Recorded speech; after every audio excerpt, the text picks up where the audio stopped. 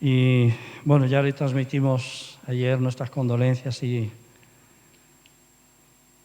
qué bueno, ¿no? Cuando en medio de estas circunstancias pues tenemos la entereza de mantenernos fuertes, firmes. Sabemos que no todo acaba aquí, que esto solamente es una etapa y que lo mejor está por delante, está por venir. Amén. Quiero... mira, solamente son las 11, ¿no? En aquel reloj, ¿no? O la 1. No, quiero compartir una palabra que creo que el Señor ha puesto en mi corazón. Vamos a abrir la Biblia en Juan, en el capítulo 5, y vamos a leer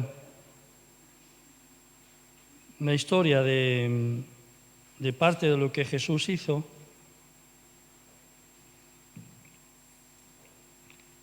Espera, que he abierto en Lucas. Juan.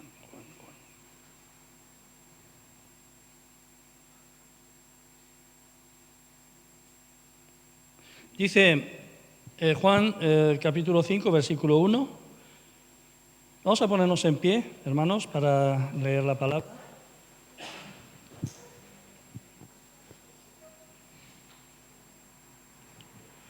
Dice, después de estas cosas había una fiesta de los judíos. Y subió Jesús a Jerusalén, y hay en Jerusalén, cerca de la puerta de las ovejas, un estanque, llamado en hebreo Betesda, el cual tiene 5 pórticos. En estos yacía una multitud de enfermos, así que nos podemos imaginar cómo estaba el estanque y los alrededores del estanque. Dice, enfermos, ciegos, cojos, paralíticos, que esperaban el movimiento del agua. Porque se dice que un ángel descendía de tiempo en tiempo al estanque y agitaba el agua. Y el que primero descendía al estanque, después del movimiento del agua, quedaba sano de cualquier enfermedad que tuviese. Solamente un pequeño paréntesis. Nos podemos imaginar un poco el lugar, los enfermos y lo macabro de la situación. ¿Por qué? Porque si habían 500 enfermos o 1000 enfermos, solo uno era sanado cuando se movía el agua, pero el resto quedaba sin sanar. Así que la esperanza para una persona, pero la desilusión y el chasco para un montón de personas, ¿no? que allí esperaban una sanidad.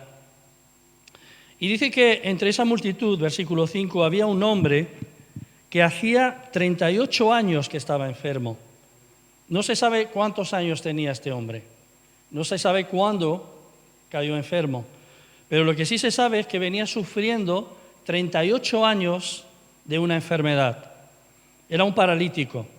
Cuando Jesús lo vio acostado y supo que llevaba ya mucho tiempo así, le dijo una pregunta tonta: ¿quieres ser sano?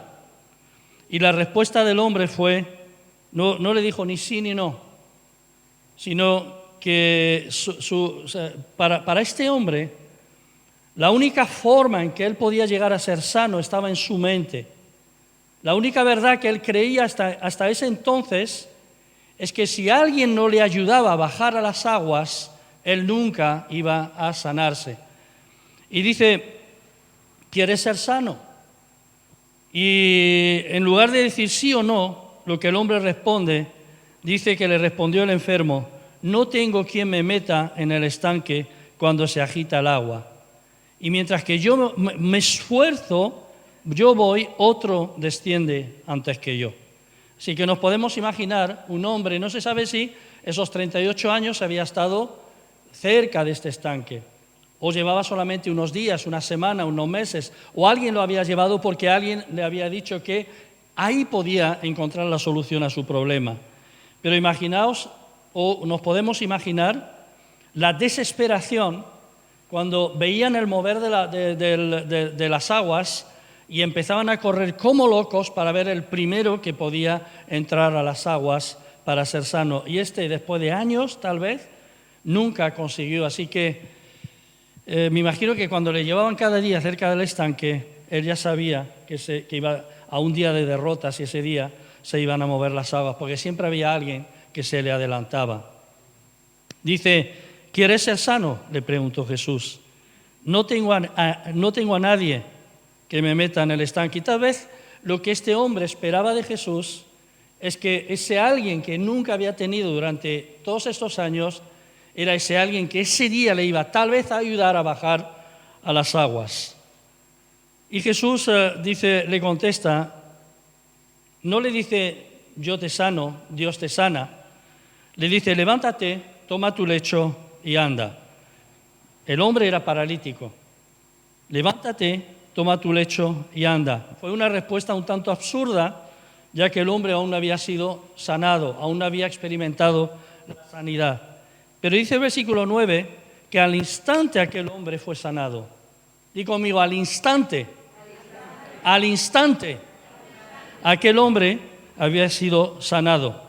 Ese día era día de reposo y tal.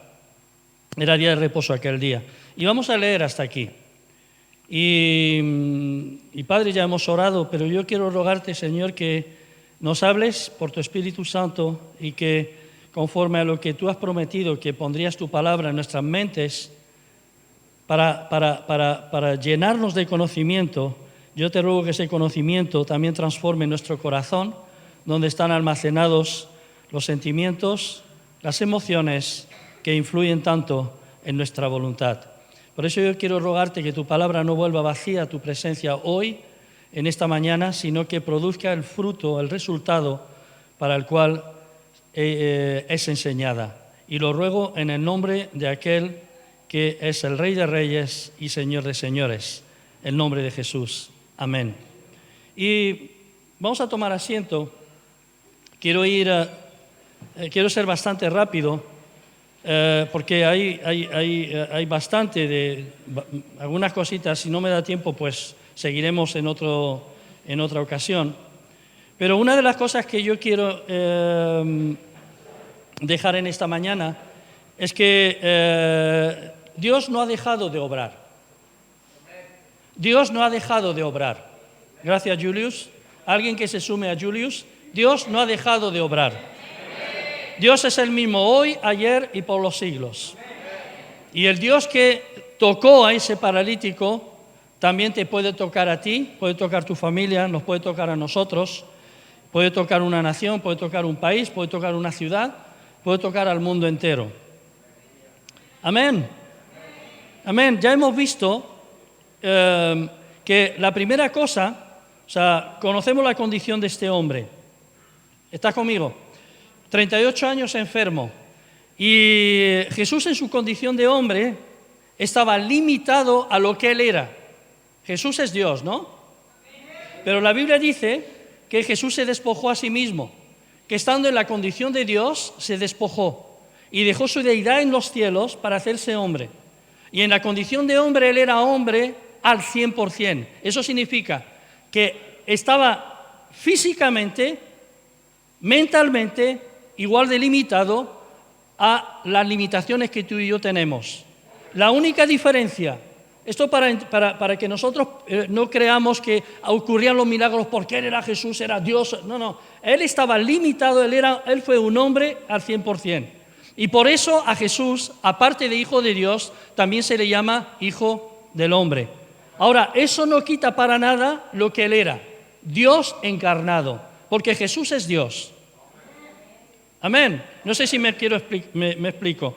Y él tenía que, como hombre limitado, tenía pues que recurrir a muchas cosas que nosotros recurrimos. Hay una palabra aquí que quiero subrayar, que he subrayado, lo tengo aquí apuntado, estoy en la primera línea de lo que tengo aquí en 2 hojas, pero no os preocupéis que dice, es la palabra supo. Cuando Jesús lo vio acostado y supo, y el saber, ¿por qué supo Jesús? Alguien se lo dijo, alguien se le acercó, alguien le tuvo que poner al día de cómo estaba la situación de este hombre. Este hombre lleva 38 años aquí, Jesús. Porque nuestra mente muchas veces piensa, bueno, se lo reveló Dios. Tal vez se lo reveló el Espíritu Santo. Pero tuvo que saber cuál era la condición de este hombre. 38 años enfermo. Y cuando Jesús sabe que este hombre, después de que alguien se lo revelara, o el propio hombre, no se sabe la conversación que Jesús tuvo con este hombre paralítico. ¿Y cuántos años llevas así enfermo? Y el hombre sabía muy bien cuántos años llevaba. Es como el que está, como antiguamente en las películas, ¿os acordáis? Cuando alguien estaba en la cárcel y apuntaba los días, y luego las tachaba. Llevo 3 meses, llevo 4 años, llevo 8 años. Este hombre sabía muy bien cuántos años. No sabemos quién le dijo a Jesús acerca de la situación de este hombre, pero una cosa sí que es segura, que Jesús se interesó por ese hombre. Y el interés que tuvo por ese hombre le llevó a indagar cuál era la situación de este hombre. Lo que quiero decirte hoy, en esta mañana, es que Jesús se interesa por ti. No porque seas digno, no porque seas mejor, sino porque Él te ama. Y punto. Entonces Él se interesa por ti y se interesa por tus necesidades. Dice que cuando Jesús conoció la condición de hombre, de este hombre, le preguntó al hombre mismo. Jesús se interesó por ese hombre. Y hemos leído la respuesta del hombre. El hombre no le dice, ¿quieres ser curado? Que parece una pregunta sumamente tonta. O sea, ¿quieres ser curado? Parece una pregunta sumamente tonta. Pero el hombre no le responde ni sí ni no, como hemos visto. ¿Por qué? Porque en la mente de este hombre, la única solución que había era bajar a las aguas. O sea, que alguien le ayudara a bajar al estanque, que alguien le ayudara a meterse dentro de las aguas.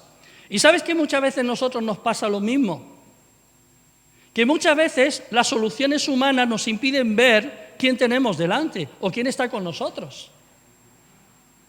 ¿Estás conmigo? Las soluciones humanas muchas veces son las que rigen nuestra mente y se nos olvida. A este hombre, yo no sé si conocía a Jesús, no sabemos si había oído hablar de Jesús, pero era incapaz de ver otra solución que la solución que le habían dado en ese momento. Y a nuestro lado hay alguien que se llama Jesucristo. Muchas veces las soluciones humanas nos impiden ver la solución que está en Dios o las experiencias que hemos vivido. Pero delante de ti, como delante de ese hombre, hay alguien que te está preguntando y que me pregunta, ¿quieres ser curado? ¿Quieres una solución a tu problema? Y este que solucionó el problema de ese hombre está con nosotros en esta mañana. Él dijo, allí donde 2 o 3 se junten en mi nombre, allí estoy yo en medio de ellos. Y si nos hemos juntado en esta mañana, no nos hemos juntado en nombre de FADE o de ADE, de Asambleas de Dios de España, o de la Iglesia Evangélica de Chiribella, o en nombre del Centro Cristiana Nueva Vida. No nos hemos juntado en nombre de ningún hombre, no nos hemos juntado en nombre de ninguna institución ni ninguna religión. Nos hemos juntado aquí en el nombre de Jesús. Y lo que nos hace diferentes es porque estamos juntos en el nombre de Jesús. Y cuando la Iglesia, por eso hay una convocatoria cada domingo a la Iglesia, juntarnos más de 2 o 3, porque donde 2 o 3 se juntan, ahí está el Señor en medio de ellos. Por eso es necesario, como oíamos el viernes, no dejar de congregarnos, porque cuando la Iglesia se congrega, se junta Cristo con la Iglesia, está en medio.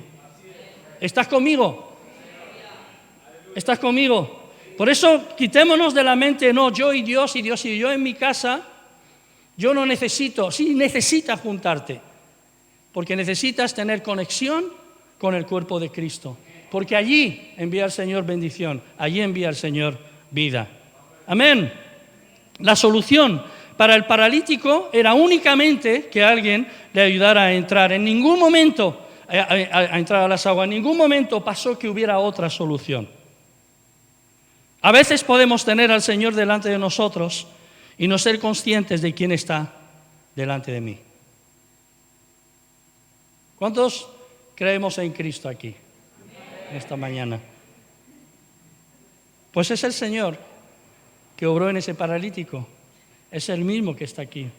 Me encanta cómo se ha ido desarrollando la reunión. Llevo muchos años de pastor en la iglesia. Y yo sé cómo soy.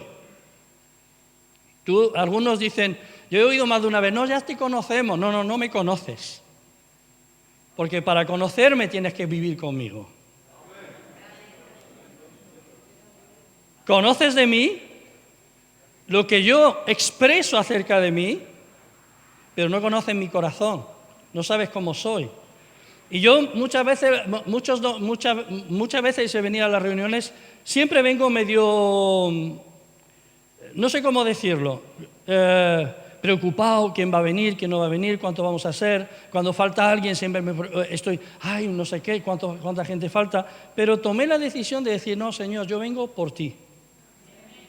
Y muchas veces, vamos a poner un ejemplo. Ha subido José Rafa, y José Rafa, en entusiasmo, me ha encantado lo que ha compartido.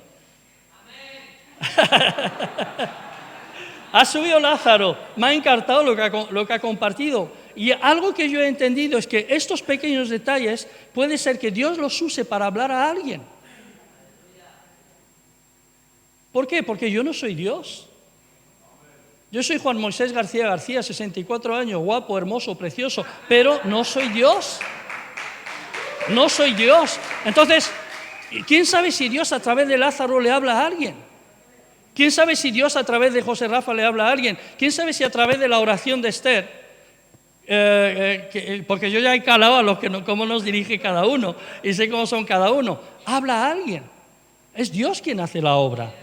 Y si nos hemos juntado en el nombre de Jesús y Jesús está aquí, yo digo, Señor, son tus hijos.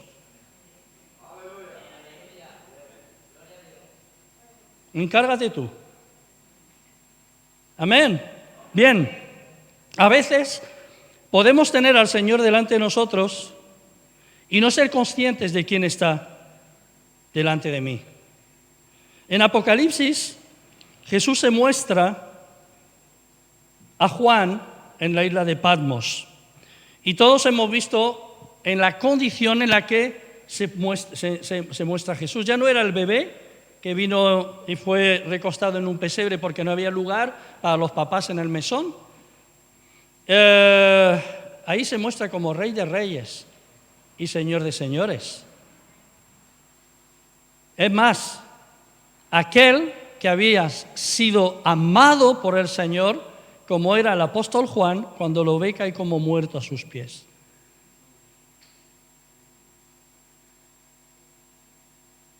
Del terror y del temor que atrapa su corazón cuando ve la figura que tiene delante. Y si quieres saber cómo era esa figura, primer capítulo del libro de Apocalipsis. Sin embargo, Jesús dice, yo soy el alfa y la omega. Yo soy el principio y yo soy el fin. Y añade, yo soy el que es, el que era y que ha de venir. En pocas palabras está diciendo, yo soy el mismo y no cambio. Yo no cambio. Yo no cambio. Y la imagen que tiene Juan de Jesús es tremenda, ¿no? Cae y tal. Yo soy el alfa y la omega, dice el Señor, el que es, que era y que ha de venir. Y añade otro título que nosotros le atribuimos a Dios, pero en este caso es Jesús quien se presenta, pero dice, se presenta como el Todopoderoso. Amén. El Todopoderoso. El Todopoderoso. Aleluya. Vamos a ir a Juan 6.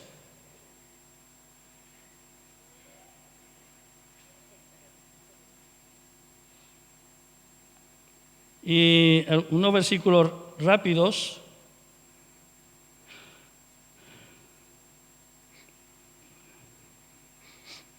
¿Os habéis fijado la cantidad de veces que aparece en los evangelios esta frasecita o estas tres palabras después de esto? Después de esto, es que sigue la historia, es un capítulo nuevo. Vale, Juan 6, Dice, después de esto Jesús fue al otro lado del mar de Galilea, el de Tiberias. ¿Después de qué?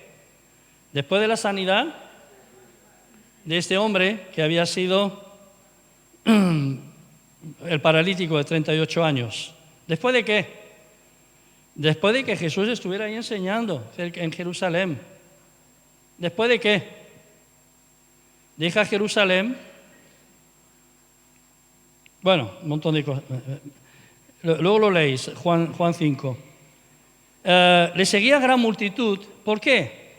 Porque veían las señales que hacían los enfermos. Entonces subió Jesús a un monte y se sentó allí con sus discípulos. Y estaba cerca la Pascua, la fiesta de los judíos. Cuando Jesús alzó sus ojos y vio que había venido a él gran multitud, dijo a Felipe. Y a mí me encanta que Jesús no enseñaba con una homilética, ¿cómo se dice? Cestática, del cestat. Jesús enseñaba con preguntas. Y que está muy bien, Tato, no me mires así con esos ojos, que está muy bien conocer y estudiar y saber, ¿no? Pero Jesús usaba como buen judío y buen maestro, entendedor de las Escrituras, preguntas, porque a través de las preguntas llevaba a la gente a la respuesta. Y hay una gran multitud, y seguramente pues parte de ese tiempo la pasa enseñando a la multitud, pero se hace tarde y dice a Felipe, estaban los 12 ahí a su lado y a Felipe, ven. Y Felipe, ¿yo? Dice, tú, sí, ven.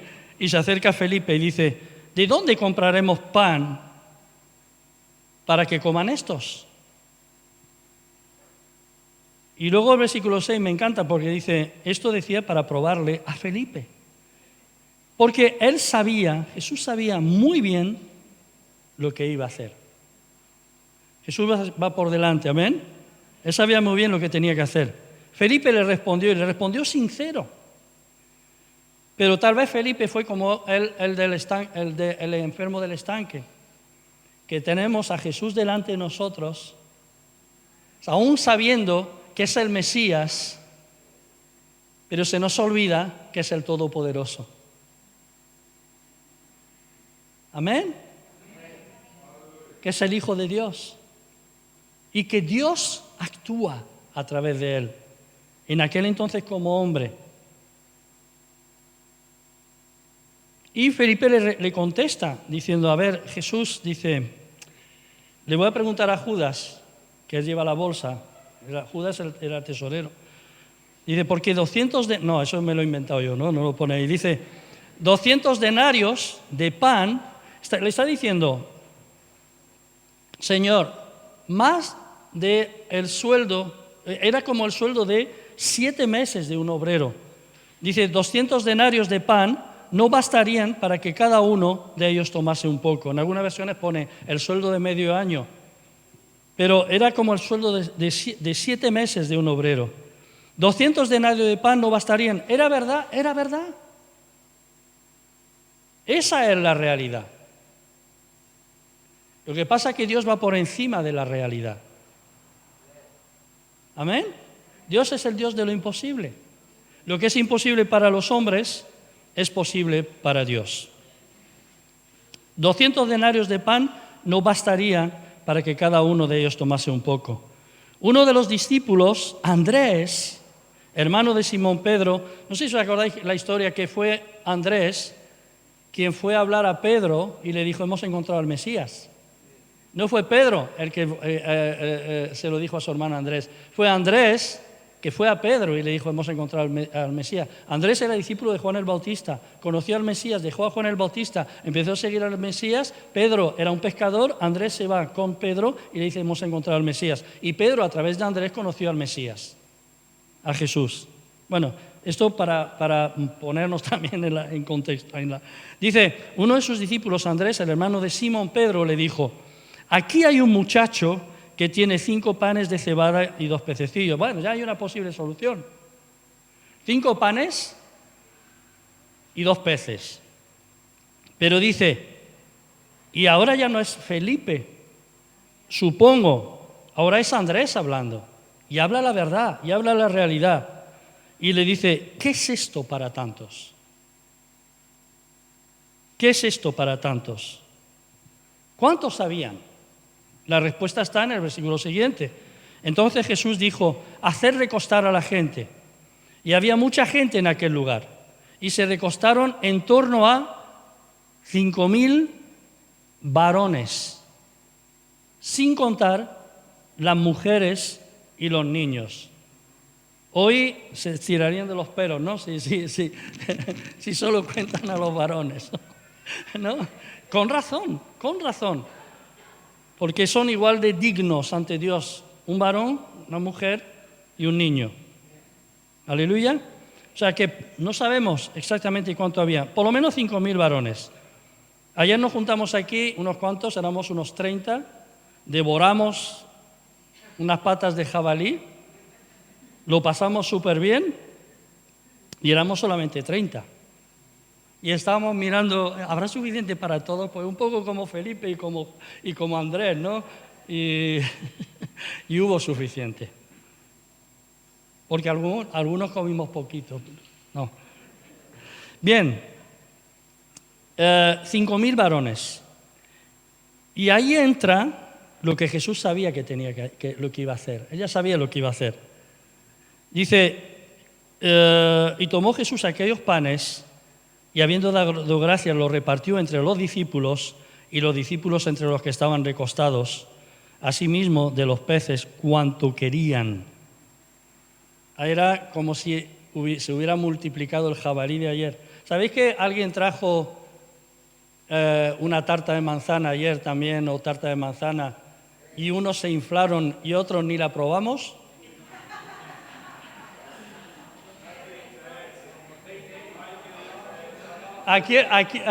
¿Quién pagó a quien estaba hablando conmigo en el momento de la tarta? No, es broma, es broma. Es broma. Pero aquí dice, asimismo de los peces, ¿cuánto querían?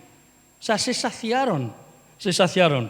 Y cuando se hubieron saciado, dijo a sus discípulos, recoged los pedazos que sobraron para que no se pierda nada. Recogieron pues y llenaron 12 cestas de pedazos que de los 5 panes de cebada sobraron a los que habían comido. Escucha, aquí hay la matemática, dice la matemática es una ciencia exacta, en las manos de Dios no. Dice 12 cestas de pedazos que de los 5 panes de cebada sobraron. O esos panes eran enormes, o Dios hizo un milagro de multiplicación. ¿Estás conmigo? Impresionante.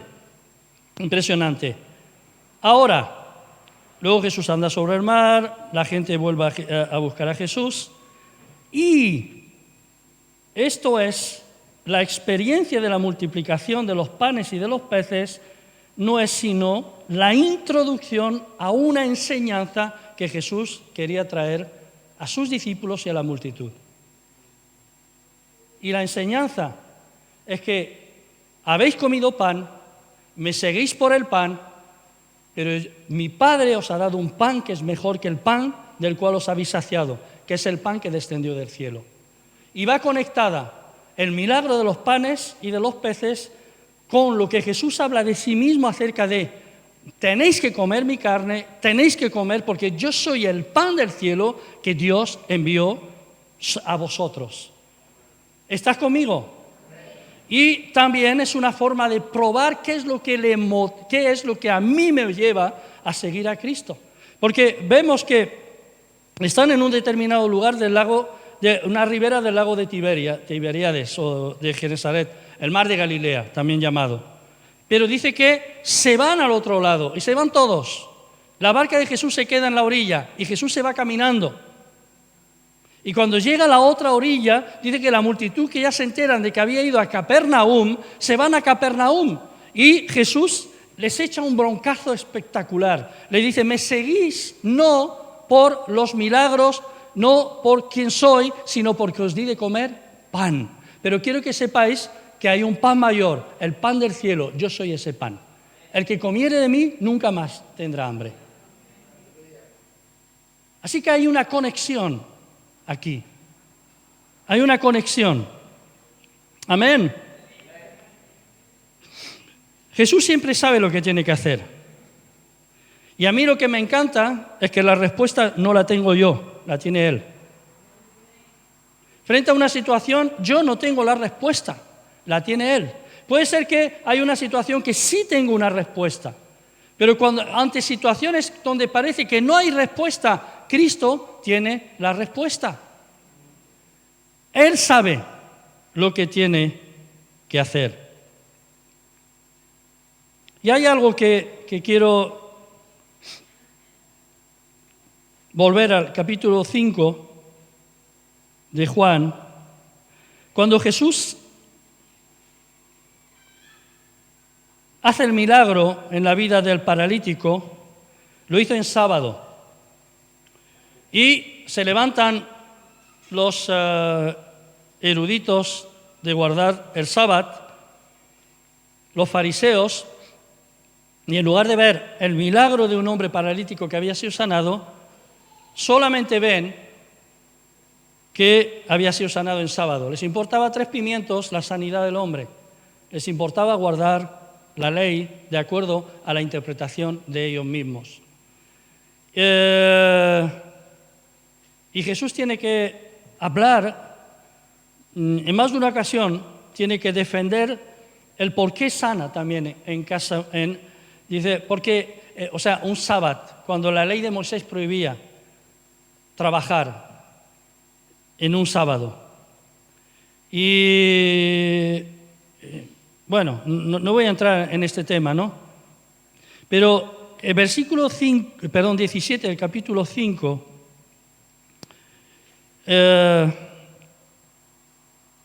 Jesús le responde y dice, mi Padre hasta ahora trabaja y yo trabajo.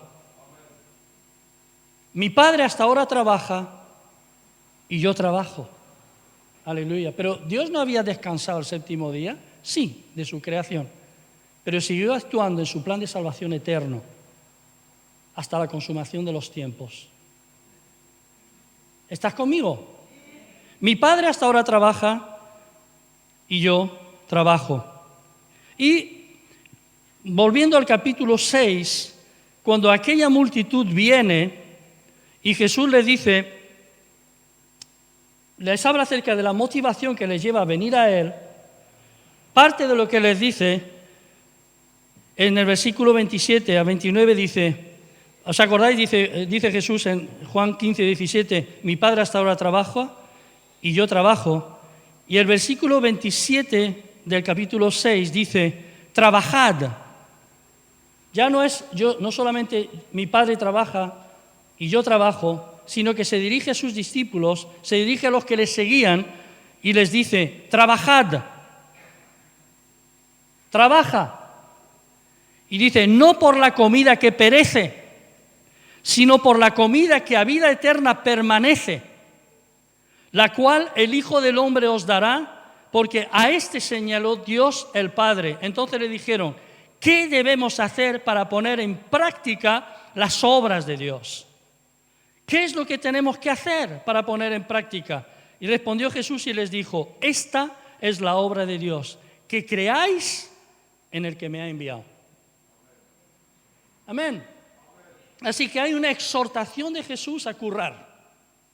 A lo mejor alguno dice, no, yo estoy en el paro, estoy de baja. No, hay una exhortación de Jesús a currar. ¿Por qué? Porque el Padre trabaja, el Hijo trabaja, nos envió al Espíritu Santo para ayudarnos para hacer ¿qué? El trabajo que ahora como iglesia tenemos que hacer. Y nos está impulsando, amonestando, por así decirlo, a trabajar, no por la comida que perece, sino a trabajar por la comida que permanece. ¿Estás conmigo? Y uno de los grandes conflictos que tenemos hoy es que el sistema nos está empujando a trabajar solo por la comida que perece. Y todo nuestro esfuerzo lo empleamos en buscar solución al sustento a la provisión de esa comida que perece. No sé si me explico. y no dedicamos a la comida que es eterna, a trabajar para la extensión del reino, o damos muy poco, o lo justo, o nada, o lo que nos sobra. Yo sé que esto no pasa aquí, o sí pasa aquí. Pero algo que Dios nos está exhortando en este tiempo, y yo lo creo con todo mi corazón, es que estemos más que nunca como cristianos, no voy a decir como congregación, sino como cristianos, que nuestro esfuerzo principal sea trabajar en la comida que es para vida eterna. Esto no significa que tenemos que dejar de currar secularmente para trabajar solo, no, a tiempo completo, no. Trabajamos a tiempo completo para Dios y para la extensión del reino, pero necesitamos trabajar también para el sustento. Pero la prioridad no tiene que ser el sustento que perece, la prioridad tiene que ser la comida que permanece. No sé si me estoy explicando. ¿Amén? Aleluya. Y os digo, yo nunca, Juan Moisés, me arrepentiré de haber dicho sí al llamado de Dios. Nunca. Hemos pasado momentos difíciles, momentos con muchos problemas, momentos en que la gente nos ha dicho de todo, vivir del cuento, es que no sé qué, es que no sé cuánto. ¿Por qué? No me arrepiento, porque el hecho de haber dicho sí a Dios ha hecho que yo pudiera ver la mano de Dios a lo largo de mi vida. Sustentando, proveyendo. Lo que hemos necesitado, Dios nos lo ha provisto. Hemos visto sus promesas hechas una realidad. Yo me acuerdo,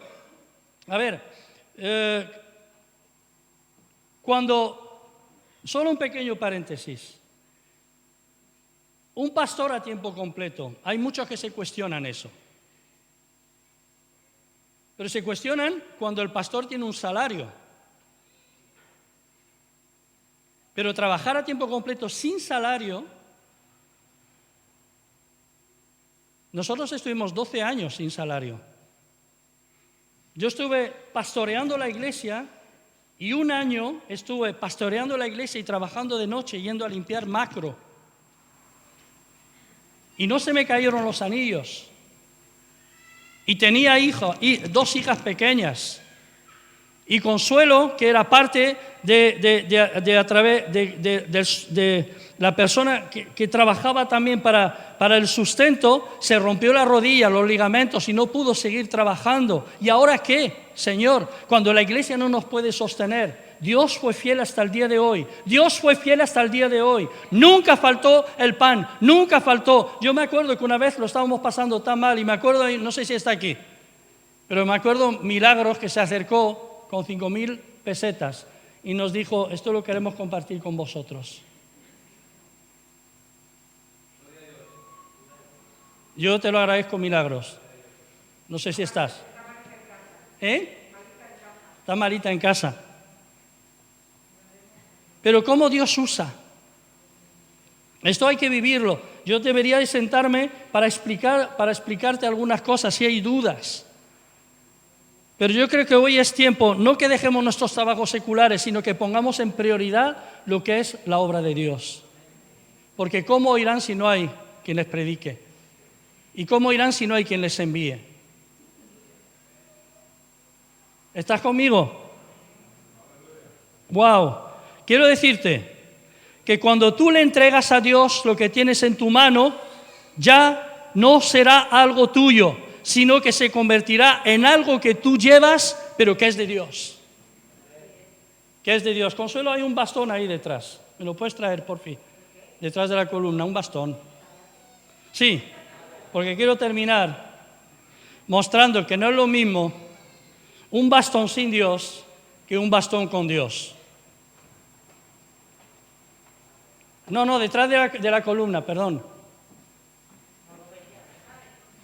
Y si quieres, arréale a Tato, que está ahí. No, quiero terminar ilustrando, yo quiero terminar, hermanos, vamos a ver. Esto lo hemos dicho muchas veces, y esto lo tenemos que creer. La humanidad sin Cristo no tiene solución. La historia ha demostrado que el ser humano no puede salvarse a sí mismo. No solamente salvación eterna, la humanidad no tiene ni un destino asegurado si queda en sus propias manos. ¿Por qué? Porque el ser humano es pecador por naturaleza, porque el ser humano es egoísta por naturaleza, porque el ser humano no tiene la respuesta a la solución del ser humano. Y así nos va. Los poderosos son más poderosos, los países pobres son más pobres. Así le va a la humanidad. Guerras y todo porque el ser humano no tiene una respuesta. La respuesta no está en la política, no está en mi ideología política. Porque el ser humano, da igual el color que tenga, lo siento, que nadie se moleste conmigo, da igual, unos lo podrán hacer mejor, otros lo podrán hacer peor, pero el ser humano no tiene respuesta para salvar a la humanidad. Si quitamos a Dios y quitamos a Cristo no nos queda nada, sino como una esperanza ilusoria de que tal vez, la humanidad pueda subsistir unos cuantos siglos más o milenios más. No sé si creo que me explico bien. Lo que necesita hoy el mundo son personas que estén dispuestas a poner en manos de Dios lo que han llevado hasta el día de hoy en sus propias manos. ¿Estás conmigo? Dejarlas en manos de Dios, en manos de Dios. Y para ilustrarlo, o sea,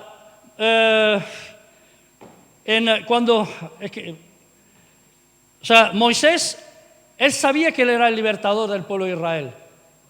Él lo intentó en sus fuerzas. Esto es lo que Esteban dice cuando Esteban en el Nuevo Testamento. Él dice, que Moisés sabía, lo dice con otras palabras, que él era el libertador de Israel. Un hombre que había estado 40 años preparándose para ser príncipe en Egipto. Un hombre que tiene que huir porque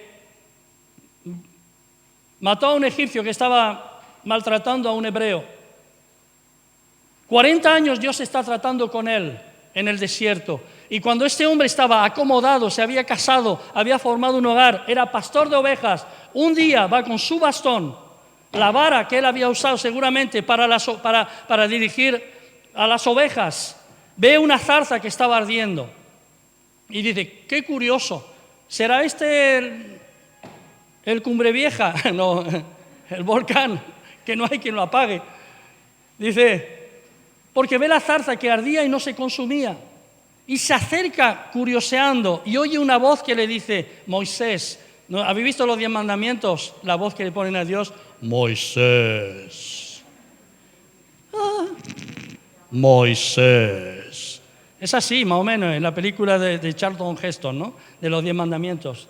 Y Moisés se acerca y oye una voz, descálzate, quítate el calzado porque la tierra que tú estás pisando es tierra santa. Ahí está la presencia de Dios. Y Moisés se acerca, se quita el calzado y Dios le dice, tienes que volver a Egipto porque quiero salvar a mi pueblo, porque el clamor de mi pueblo ha subido delante de mí. Yo creo, hermanos, que el clamor de la humanidad está subiendo hoy delante de Dios. Y que Dios lo que quiere es levantar a Moiséses con un llamado que sean lo suficientemente valientes como para acercarse a Dios y dejar en manos de Dios lo que ha estado en sus manos durante 80 años para que sea Dios a través de lo que ellos han dejado en sus manos, que sea el que haga la obra. Y Moisés dice, vamos a ver, y si me preguntan quién me envía, ¿quién eres? Yo soy el que soy. Yo soy el que soy. Es Dios de Abraham, de Isaac y de Jacob. No, necesito algo más. Y en ese momento dice, tira la vara sobre el suelo. Y hace, mira que si ocurriera un milagro, le dice al Señor, qué flipaos. Y tira la vara. Y dice que la vara se convirtió ¿en qué? En una culebra, en una serpiente. No tengas miedo, Julius, que no.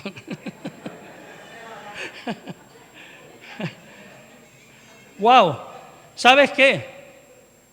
Esa vara se convirtió en el símbolo del poder de Dios. en el símbolo del poder de Dios. La vara que Moisés había usado para apoyarse mientras que pastoreaba y el río. Las ovejas, así hacen los pastores, ¿no? No. Los que tenemos más edad, ¿no? O sea, Juan es así, ¿no? Esa vara se había convertido en el instrumento que Dios iba a usar. Esa vara se había convertido en el instrumento que Dios iba a usar. Con esa vara tocó el Mar Rojo, el río, el Nilo, y se convirtió el agua en sangre. Con esa vara la extendió delante del Mar Rojo. Con esa vara tocó la roca y salió agua. Y cuando Israel los amalecitas vinieron a pelear contra Israel, se subió al monte Moisés y dos le acompañaron, a Aarón y Hur. Y dice que a Josué, que lo puso como general del ejército, estaba peleando la batalla y dice que yo subiré al monte con la vara de Dios en mi mano. Ya no era la vara de Moisés, que me emociono, la vara de Dios en mi mano. Y de que mientras que levantaba la mano, el pueblo de Israel prevalecía, pero cuando se cansaba y bajaba la mano, o las manos, yo no sé cómo las tenía, si así o así, cuando levantaba la mano, el pueblo de Dios prevalecía. Cuando bajaba la mano, el pueblo de Dios era derrotado. Se cansaron las manos y Aarón y Hur le ayudaron a mantener la mano con la vara. Había subido con la vara de Dios. ¿Qué le puedes entregar tú a Dios? Sí, perdóname. Tu vida.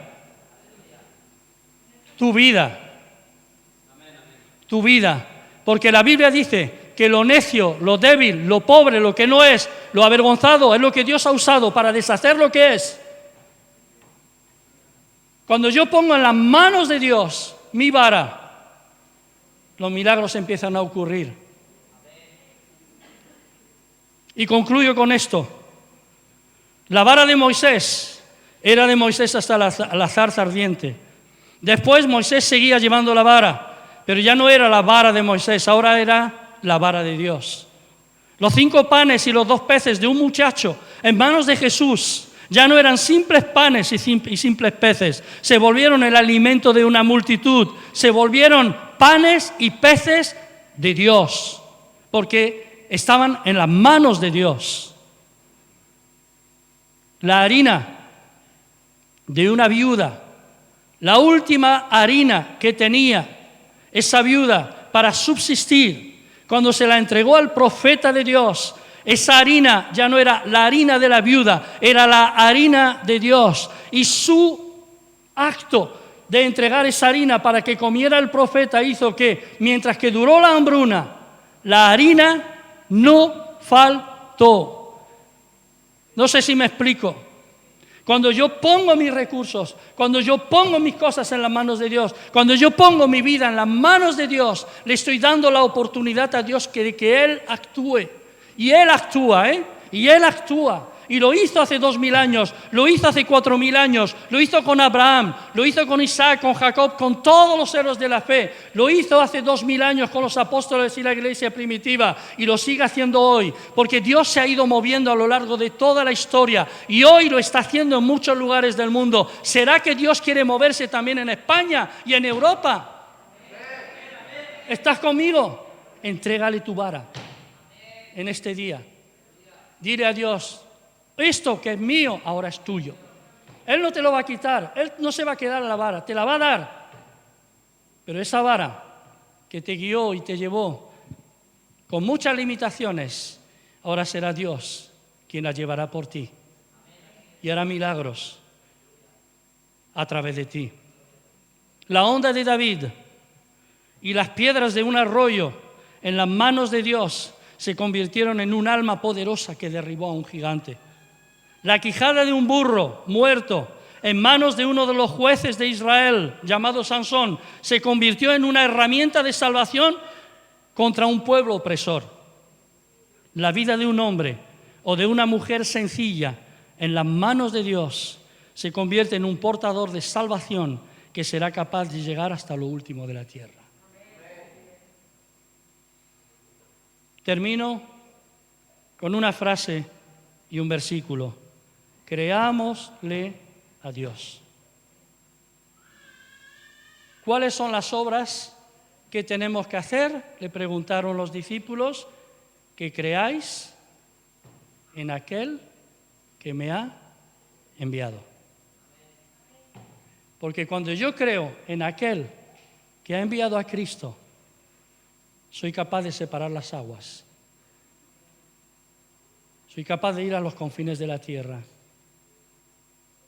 Porque será Él actuando en mí a través de su Espíritu Santo. Romanos 8:31. ¿Qué pues diremos a esto? Si Dios es por nosotros, ¿quién contra nosotros?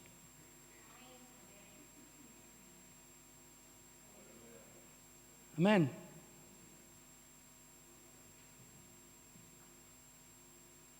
La clave está en rendir a Dios lo que es precioso para mí, preciado para mí. Y cuando yo se lo rindo, no se sabe hasta dónde uno pueda llegar. Yo recuerdo, concluyo con esto, que una hermana hace años, porque yo le estaba hablando de cómo Dios provee, y ella me dijo, claro, vosotros es que tenéis una ventaja los pastores. Es que hay mucha gente que os conoce y conoce vuestra situación. Y yo le dije, no es por eso, hermana.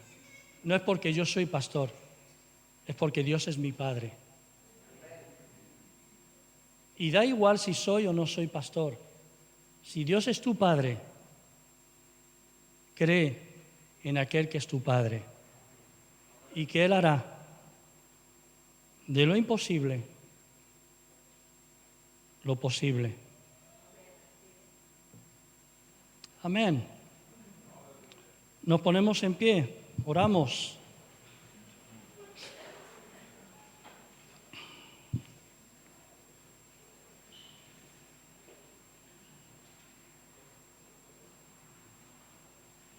Yo he visto muchos milagros en mi vida. A veces las circunstancias parece que, o los momentos difíciles parece que nos llevan a olvidar lo que hemos vivido, lo que hemos visto. He visto milagros de dirección, milagros de provisión. Como Dios ha traído soluciones cuando no las había.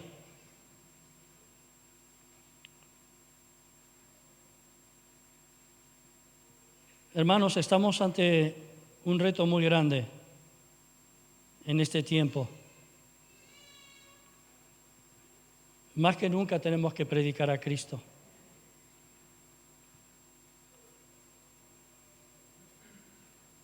Padre, yo quiero darte las gracias por tu mensaje en esta mañana. Yo quiero rogarte que nos ayudes a no idolatrar los objetos, porque podemos llegar a idolatrar las formas y los objetos. Tú te has movido de 1000 formas diferentes, pero siempre fue bajo tu dirección. La conquista de Jericó, Señor, las sanidades, el hacha que flotó por la madera que Eliseo usó, aquella harina que convirtió al potaje envenenado en potaje que se podía comer. Hay tantos detalles en tu palabra, Señor, que nos hacen ver que tú has seguido trabajando a lo largo de la historia del ser humano. Yo quiero orar por el mundo en esta mañana. Señor, ayúdanos a ver con tus ojos y no a ver con los ojos de los informativos, de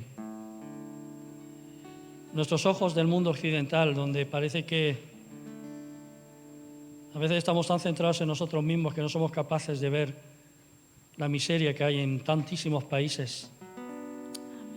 Señor, hay mucha necesidad y no es porque tú no eres Dios que existe el mundo con hambre, el hambre en el mundo. Es porque nosotros, el ser humano, no sabemos. Somos torpes, somos egoístas. Necesitamos a Cristo, necesitamos que nuestro corazón, Señor, tan egocéntrico, sea transformado y sea cambiado. Yo quiero rogarte, Dios, que sigas obrando y actuando, que produzcas en nosotros el querer como el hacer. Lo que nosotros llamamos el llamado, o sea, el deseo de Dios puesto en nuestros corazones. Yo quiero pedirte, Padre, que nos lleves a conocerte de verdad. Señor, que haz de tu iglesia en el mundo occidental una iglesia que marca una diferencia. Aquí en España, en el mundo te necesita, Señor. El mundo te necesita. Señor, hay tanta crueldad, hay tanta maldad. Lo vemos cada día en las noticias. Hogares desestructurados, la droga, el dinero detrás de la droga. Señor, los abusadores como este niño ahí en Logroño, Señor, que ha sido asesinado por un perturbado. Hay tanta necesidad, hay tanta necesidad. Hay tanta necesidad. Yo quiero pedirte, Dios, que nos ayudes, que nos hagas valientes para hablar de Jesús, para que el nombre de Jesús sea conocido en cada hogar de aquí de España. Por eso te ruego, Dios, que nos levantes, que nos saques de nosotros mismos. Tenemos 1001 excusas para no hacer. Tenemos tantos quehaceres que no tenemos tiempo para hacer lo que tú nos estás pidiendo. Yo te pido perdón, perdónanos. Ayúdanos a ser como la viuda que trajo las 2 blancas, que dio todo lo que tenía. Señor, te doy las gracias por las viudas que vemos en la Biblia, mujeres sencillas, pero Señor, mujeres de coraje, aquella viuda que compartió la harina que tenía para hacer pan para ella y para su hijo y echarse a morir.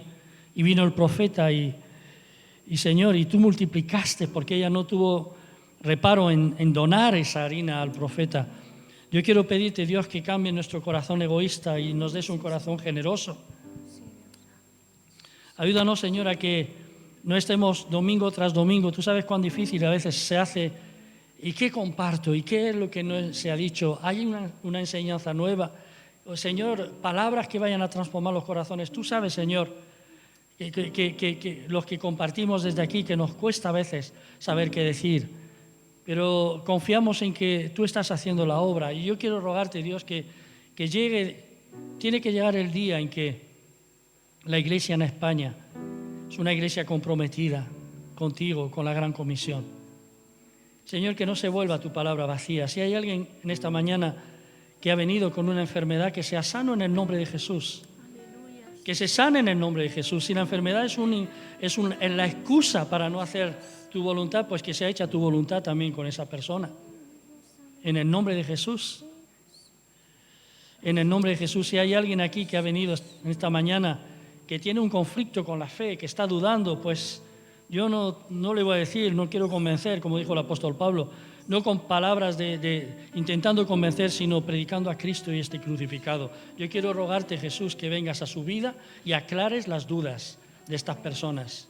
Si alguien está pensando en, no sé, yo qué sé, hay tanta necesidad. No quiero enrollarme, Padre. Yo quiero darte la gloria y la honra, decirte que te amamos, que te amo, que muchas gracias por permitirnos estar aquí. Muchas gracias por el reto que nos has lanzado a través de tu palabra en esta mañana. Y permítenos, Señor, que podamos tener una buena semana invertida en un esfuerzo por trabajar en la comida que es eterna, que no perece, que es llevar el pan de vida, que es Cristo, a aquellos que tienen hambre y que tienen sed. Ayúdanos porque te necesitamos. Reconocemos nuestra torpeza y nuestras limitaciones, pero contigo somos más que vencedores. Así que recibe la gloria y recibe la honra en todo y por todo, en el nombre de Jesús. Amén. Amén. Amén.